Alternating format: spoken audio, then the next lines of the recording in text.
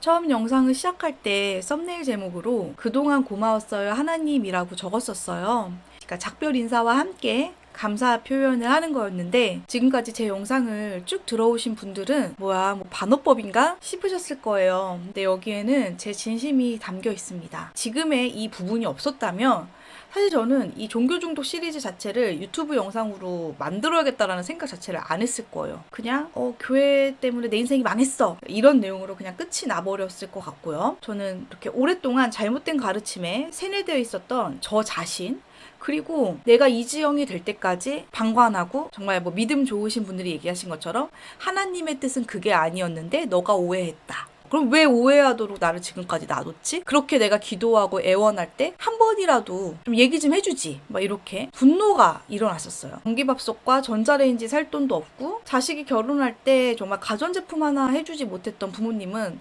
그때도 매일 기도회에 가서 빳빳한 5만 원짜리 신권을 헌금했던 장면도 자꾸 떠올랐고요. 또 강대상 앞에서 뭐 11조나 봉사, 어떤 헌신의 중요성을 되게 강조했었던, 그리고 그렇게 하시면 하나님께서 뭐 인도해 주신다, 사역자들의 어떤 무책임한 발언 이런 거 생각하면서 그 사람들은 진짜 지옥에 다 가야 돼, 정말 이런 생각도 막 들었었어요. 또 청소년기에는 겨울마다 문학의 밤 행사가 있어서 교회에서 매일 모여서 워십을 준비하고 연극을 준비하고 했었는데, 그 시간에 진짜 공부나 해서 조금이라도 더 좋은 대학이나 참 갔으면 얼마나 좋았을까? 이런 생각도 들었어요. 그런데 시간이 계속 흐르면서 이 활활 타오르던 분노는 잦아들었고, 그리고 여러모로 신앙생활을 하는 분들을 교회 밖에서 많이 만났었던 거죠. 그리고 제 생각도 조금씩 바뀌어갔습니다. 분명히 저분들과 나는 같은 서적을 읽었고 같은 성경을 읽었고 비슷한 봉사를 했던 것 같은데, 그 저분들은 종교로 인해서 살아갈 힘을 얻고 위안을 얻고 평안을 얻고 이제 봉사하면서 사람들과 만나면서 얻는 즐거움들도 있어 보였거든요. 몇 번 소개해드렸던 선교사 자녀로 성장한 말린 윌렘 박사의 Living the Fold의 이제 종교의 유익한 점이 나와요. 시간이 흐르고 또 그 부분을 읽고 다른 사람의 삶도 다시 한번 이렇게 돌아보게 되고, 이게 종교가, 그리고 이 교회가 나에게 주었던 것들이 분명히 있었구나. 나는 부정적인 면만 계속 생각했는데 긍정적인 면이 분명히 있었구나. 이거를 받아들이면서 어떻게 보면 나의 문제였을 수도 있겠다라는 생각을 하게 되었습니다. 로또를 매주 하나씩 사는 건 삶의 활력과 재미가 되지만, 로또에 전 재산을 건다면 인생이 망가질 겁니다. 퇴근 후 맥주 한 잔을 하는 건 스트레스 완화에 도움이 되지만, 술독에 빠져 사는 건 직업을 잃게 될 수도 있습니다. 그러니까 무엇이든 명과 암이 있는 것이고, 인생이 망가질 정도로 빠진 것에는 나 자신의 책임이 가장 컸다라는 사실을 인정했습니다. 그리고 교회가 나에게 주었던 것들을 한참 시간이 많이 지난 다음에야 좀 다시 한번 기억하게 됐고, 그것에 대해서 좀 감사하는 시간을 가졌어요. 왜곡된 메시지를 전한 사람이 있었지만 그렇지 않은 분들도 많았거든요. 수십 년 동안 매일매일 다양한 설교 말씀을 들었음에도 불구하고 유독 기복신앙에 관련된 이야기만 기억했고, 재산을 뭐 드려야 되고 막 이런 거에만 자꾸 실천했었던 것도, 그것은 우리 가족의 나의 문제였다라는 생각이 들었습니다. 하나님의 사랑이 사실 실존하건 실존하지 않건 어린 저의 자존감에는 큰 힘이 되어주었습니다. 저는 자존감을 세우기에 진짜 무척 힘든 환경이었어요. 내 아버지는 이 세상에서 제일 강해. 나를 위해서 예수님이 목숨을 바치셨어. 나는 하나님 백이 있어. 이렇게 교회에서 들려주는 이야기들은 어린 저한테는 절실하게 필요한 것들이었어요. 초가집에 사는 주제, 네모 반듯한 벽돌집에서 사는 동생 친구의 말에 큰 상처를 받은 후로 저는 이렇게 무척이나 위축돼서 살아왔어요. 유일한 친구를 데리고 이제 집에 놀러 왔던 어느 날 실직해서 집에 있는 아버지의 모습을 들키기도 했습니다. 서로 집에 오가면서 인형놀이를 하는데 친구들은 거기에 낄 수 없었던 거예요. 집에 친구를 초대하지 못해서. 그렇게 해서 또 오랜 기간 외톨이가 되기도 했습니다. 가장 낡은 옷을 입고 누가 버린 문제집을 주워서 공부하고 매점 가서 빵 사 먹을 용돈도 없고 했지만, 하나님은 저를 기죽지 않게 해줬습니다. 전지전능한 하나님의 자녀이기 때문에 친아버지의 무능력함이 덜 힘들었어요. 중고등부 주일 예배에서 들었던 한 설교가 아직까지도 기억에 남는데요. 목사님께서 라이온킹의 한 장면을 예화로 들었어요. 어린 신바는 하이에나 무리에게 공격당하는 위험에 처하게 됩니다. 신바는 온 힘을 다해서 막 으르렁거리죠. 근데 놀랍게도 그 신바의 표호에 하이에나 무리가 움찔합니다. 사실 그 표 소리는 심바의 것이 아니었죠. 바로 어린 아들을 구하러 온 아버지 무파사의 소리였습니다. 하이에나들이 겁먹은 건 심바의 용기가 아니었어요. 바로 그 아버지 무파사의 위험이었던 거죠. 목사님은 봐라, 하나님을 아버지로 둔 우리가 살아갈 삶이 이렇다라고 설명했습니다. 저한테는 진짜 그게 얼마나 위안이 되고 힘이 되었는지 몰라요. 저는 그렇게 내 등 뒤에는 저 무파사 같은 강인하고 책임감이 있고 정말 전지전능한 아버지가 있다고 믿으면서 살았습니다. 제가 신바처럼 이런 공경에 처한 순간 제 어머니는 누구보다도 앞장서서 어디 함부로 저런 데를 쏘다니냐, 막 너는 멍청하다, 내가 너 그럴 줄 알았다 하면서 정말 제일 먼저 앞장서서 저를 비판하고 비난하면서 돕지 않은 사람이었고, 저희 아버지는 그냥 옆에서 멀뚱하게 앉아서 아무것도 하지 않을 사람이었어요. 그래서 저는 나에게도 정말 저렇게 든든한 뒷배가 되어주고 저렇게 위기의 순간에 개입해줄 그 존재가 굉장히 간절했습니다. 물론 신이 존재하더라도 그렇게 제가 막 간절할 때마다 제 삶에 개입해준다거나 제가 정말 너무 고통스러울 때마다 뭐 응답해주신 건 아니었어요.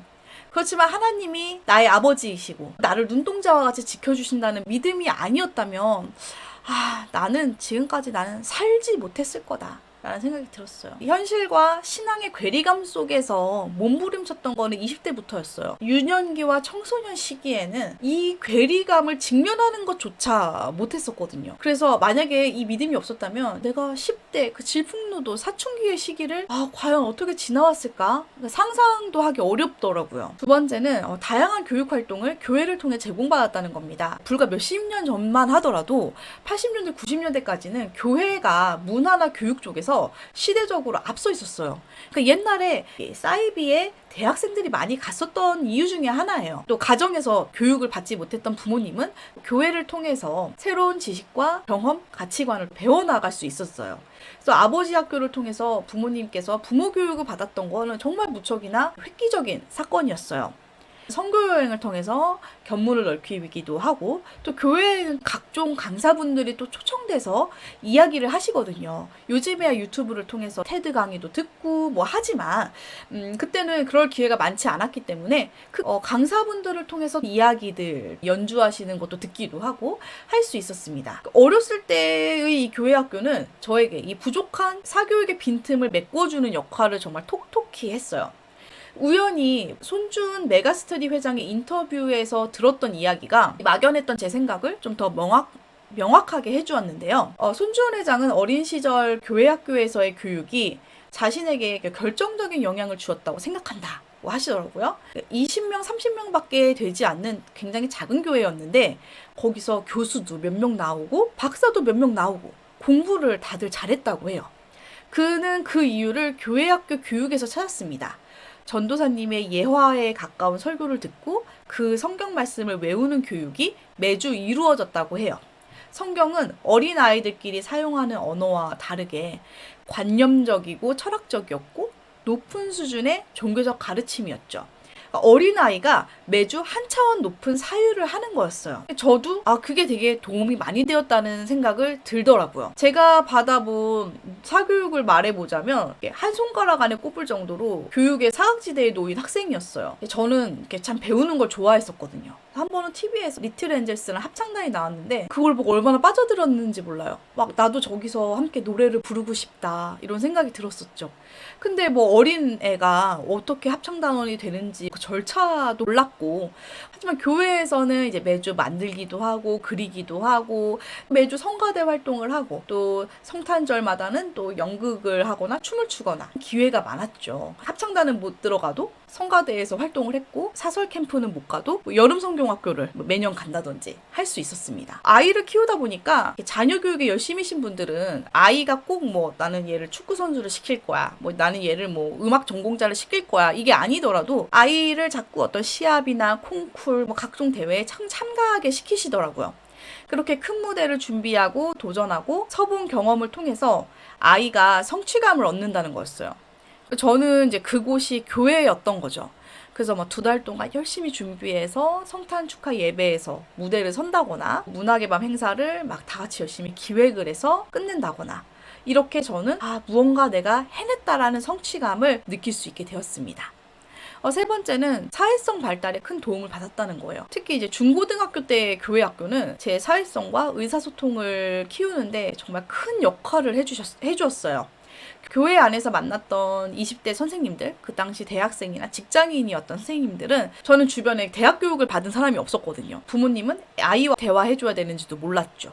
그런데 그분들과 매주 만났잖아요. 일정하게. 좀 저에게는 긍정적인 성인 모델이 되어주었습니다. 학교에서는 사실 이유 없이 선생님의 예쁨을 받는 아이들이 있었고 이유 없이 미움받는 아이들이 있었어요. 저는 사실 되게 오랫동안 고지식했어요. 그러니까 그 이유가 아이에게 있다고 생각한 거예요. 아이가 뭐 숙제를 안 하니까 준비물을 잘 안 챙기니까 막 혼나고 무안당하고 모욕당하고 뭐 뺨을 맞았다 뭐 이런 생각을 했었어요. 애가 잘못해서. 이제 와서 우리의 90년대를 돌아보니 아이들은 그렇게 뭐 큰 문제는 없었던 것 같아요. 이유 없이 예쁨 받았던 아이는 사실 교사에게 촌지를 줬던 거고 그렇지 않았던 아이들은 사실 아무리 얌전하고 조용히 있어도 선생님이 없는 사람 취급하기도 하고 혹은 뭐 노골적으로 무안당할 만한 상황을 만들기도 하고 그랬었죠. 그리고 쟤는 뭐 준비물을 잘 챙기니까 숙제도 잘하니까 생각했지만 사실 촌지까지 챙겨주는 부모라면 그런 부분도 잘 챙겨줬을 거예요. 그런 걸 몰랐던 어린아이였던 저는 학교에서 매번 혼이 나면 칭찬받는 아이와 나를 비교했고 어떻게 하면 더 안 혼나고 나도 막 칭찬받을까? 이렇게 생각했던 것 같아요. 근데 그거는 좀 고등학교 때까지도 그랬었는데 지금 생각해보면 그래서 이 선생님이 얘의 집안 사정을 잘 알고 있었고 얘의 부모님이 뭘 하는지 잘 알고 있었고 이게 촌지를 받아서 잘해줬던 거구나라는 거를 이제 알게 된 거예요. 근데 교회학교 선생님들은 순수한 봉사직이기도 했고 교회 안은 굉장히 작은 곳이었고 서로 잘 알았고 그래서 차별받거나 미움받지 않았고 또 학교 폭력이나 이런 것도 없었죠. 만약에 학교가 제 사회생활의 전부였다면 너무 그 시절을 견디기 힘들었을 것 같아요. 그래도 이 교회가 있었기 때문에 나도 앞에 나가서 당당하게 뭔가 발표도 하기도 하고 박수를 받기도 하고 그 힘으로 이 자존감이 무너지지 않고 지켜내면서 살았던 것 같아요. 다 같이 뭐 햄버거를 먹으러 간다거나 뭐 여름 수련회에서 물놀이를 한다거나 또 뭐 이런저런 연습을 핑계로 또래들과 이렇게 모여서 어울리고 뭐 얘기하고 했었던 게 지금까지 저한테는 되게 큰 자양분이 됐고요. 참 부족하고 못난 사회성을 교회 안에서 다듬고 키울 수 있었습니다. 왜냐하면 사회성의 가장 기본은 가정이거든요. 근데 저는 이 가정에서 굉장히 형편없는 의사소통 능력, 분노와 외면이라는 표현만을 배웠기 때문에 이걸 가지고 내가 이 세상을 살아왔다면 그거는 정말 너무 지독히도 외롭고 괴로운 삶이었을 것 같아요. 네 번째는 건강한 공동체입니다. 교회는 건강한 공동체가 되어주었어요. 뭐 상을 당하거나 결혼을 하거나 또 뭐 수능을 치르는 등 이렇게 크고 작은 일에 함께하는 이들은 교회 사람들이었고요. 특히 이제 작은 사무실에서 일하는 부모님께는 이게 굉장한 큰 힘이 되었습니다. 지인 중에는 교회를 떠나서 가나안 성도로 생활을 좀 하다가 공동체가 너무 필요하다라고 느껴서 다시 교회를 찾아 등록한 분이 계세요. 그분께는 이렇게 정기적으로 사람들과 함께 기도 제목을 나누고 또 누군가 나를 위해 중보기도 한다는 게 큰 힘이었던 거예요. 종교에는 이렇게 순기능이 분명히 있었고 하지만 이제 어느 순간 점점 순기능보다 역기능이 더 커졌었고 그렇게 종교가 저와 우리 가족을 집어삼켰던 거죠. 그래도 알코올, 도박 다단계가 아니라 종교에 빠진 것이 어떻게 보면 다행이라는 생각이 들기도 했어요. 10대와 20대 초반에는 좀 그래도 덜 괴로웠었고 마음 붙일 곳이 없었던 제가 의지할 곳도 있었고 또 사회성도 기를 수가 있었고 자존감도 지켜주었으니까요. 저는 이 지독한 현실을 외면하기 위한 어떤 상상이 좀 필요했어요. 아무런 백도 없고 근데 이 세상에서 가장 전능한 존재가 내 뒷배가 되어준다는 믿음, 부모의 가난과 무능이 하나님께서 주신 숭고한 고난이라는 어떤 그 망상 그리고 아무것도 이룬 것도 없고 쌓은 것이 없지만 모든 것이 결국에는 협력하여 선을 이루리라는 막연한 희망, 이런 것들이 없었다면 나는 이 불안정하고 예측할 수 없고 혼란스러운 부모에게 내 생존을 맡겨야만 하는데 그 시절을 내가 과연 어떻게 버텼을까? 저는 결핍이 있었어요. 제가 최근 추성훈 선수가 딸인 사랑이와 함께 이미 사춘기가 된 딸과 함께 여행을 갔는데 여행의 가장 좋았던 순간은 아이가 잠에 들어서 사춘기 딸을 오랜만에 안아서 공항 안에서 이동했던 그 순간, 여행에서 가장 좋았던 순간이었다. 그게 최고였다라고 얘기하더라고요. 이제 아이가 점점 내 품을 떠나니까 잠깐 그 예전의 어린 시절을 느꼈었던 아이와의 친밀한 그 애착을 다시 한번 느꼈던 그 찰나가 가장 최고였다라고 말을 하는 인터뷰를 봤어요. 제가 보고 이게 내 인생의 결핍이었구나라는 생각을 했거든요. 그거를 나는 하나님이라는 존재를 통해서 어떻게든 느껴보려고 하고 믿어보려고 했었구나. 설교 시간에 한 목사님께서 불교 설화를 얘기를 하셨어요. 두 아들과 남편을 잃은 빠따짜라의 이야기였습니다. 절망하는 그녀에게 부처님이 나타나 윤회에 대해서 설명해주고 죽은 사람을 너무 많이 생각하지 말라고 말했어요. 빠따짜라는 부처님의 말씀을 받아들여서 비구니가 되었습니다. 근데 이제 설교자는 얘기하는 거예요. 성경은 다르다. 예수님께서는 딸의 죽음으로 슬퍼하는 야이로의 집에 가셨어요. 그리고 이렇게 얘기하셨습니다. 죽은 딸에게 일어나 걸어라. 이게 복음과 다른 종교와의 차이다. 다른 종교는 불행을 받아들이게 하지만 복음은 기적을 만들어낸다라고 말이죠. 이 설교에 제가 얼마나 막 은혜를 받았는지 몰라요. 저는 그렇게 내게 주어진 현실을 인정하고 받아들이기보다 변화와 기적을 꿈꿨어요. 당장 그 미래를 상상하고 꿈꿀 때야 좀 덜 고통스럽고 현실이 조금 마비되는 것 같지만 그렇게 애쓰면 애쓸수록 현실과 이상의 간극은 멀어졌고 점점 더 우울해졌어요. 지금은 그 불교의 빠따자라와 같이 살려고 노력합니다. 현실을 인정하고 받아들이고 나에 대한 기대 그리고 내 주변에 대한 기대치도 낮추려고 더 노력해요. 꿈속을 둥실 떠다니기보다 현실에 두 발을 내디디려고 노력합니다. 내 삶의 주인 자리를 남한테 내어주고 나는 그 뒤에 가만히 앉아서 순항하기를 바라는 게 아니라 내가 책임져야 할 부분을 짊어지고 혼돈과 좌절로 가득한 세상을 살아내려고 합니다. 도서 교회를 떠나는 사람들에는 교회를 떠나기까지의 여러 사연이 나오고 또 각 사람마다 저마다 다른 결론을 내려요. 어떤 사람은 아예 교회를 떠나는 결정을 하기도 하고 어떤 사람은 성공회로 가기도 하고요. 제 친구들 중에도 코로나 이후로 가나안 성도가 된 사람이 있고 또 여전히 주일학교 봉사의 기쁨과 보람을 누리면서 사는 사람도 있고 또 신이 없다라고 아예 믿는 사람도 있습니다. 그리고 또 지금은 교회는 다니지 않지만 난 예전에 교회 봉사했을 때 너무 재밌었어. 같이 교사했던 언니들한테 고민 상담도 많이 받고 맛있는 것도 먹으러 다니고 너무 재밌었어 라면서 자신의 그 20대의 과거를 추억하는 친구도 있었어요. 신앙은 믿음의 영역이고 논리의 영역이 아니라고 생각합니다.